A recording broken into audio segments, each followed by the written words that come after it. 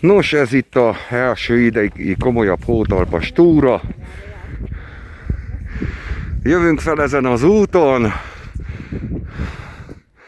kis csapattal,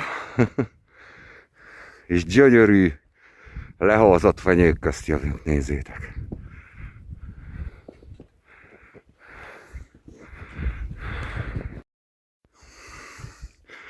És a valóban kis csapat jön utánam ezen a csodálatos hegyi úton.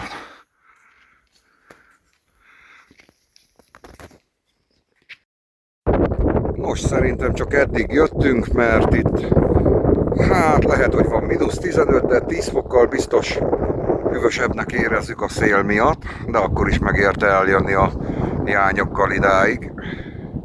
Lehet látni, nézzétek, csak úgy viszi a szél a felhőket. Háttérben, nézzétek.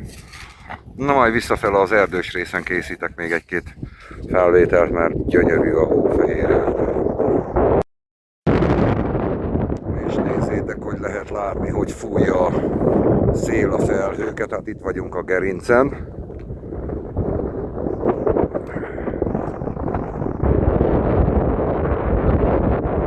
Most pont középen lehet látni a vidratavat. És ez a téli elfogad minket.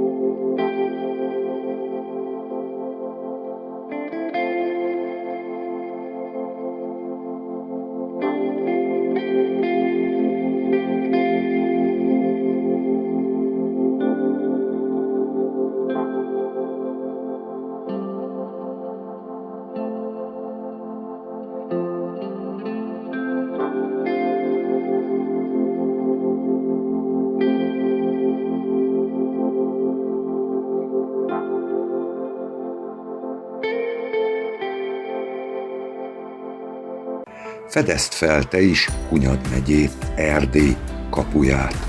Hunyad megye olyan, mint az Alpok, csak közelebb, természetesebb, vadabb és nyugodtabb. Ez itt Erdély valódi arca, ahol még nem tömegturizmus vár, hanem felfedezésre váró csodák. Sokan úgy gondolják, hogy Erdély egyenlő Székelyfölddel, pedig Erdély sokkal közelebb kezdődik. Budapesttől, Szegedtől vagy Debrecenből mindössze fél napú autózás, és már a Retyezát vagy a Páring hegység hegyeinek vadregényes világában lehet. Nem kell 10 órát utazni, mint Székelyföldre. Hunyad megye sokkal közelebb van, mint gondolnád, így akár egy hosszú hétvégére is ideális cél. Iratkozz fel ide a YouTube csatornámra, és fedezd fel velem Erdély kapuját, hegyeket, várakat, tavakat és titkos szurdokokat mindössze fél napnyira Magyarországtól.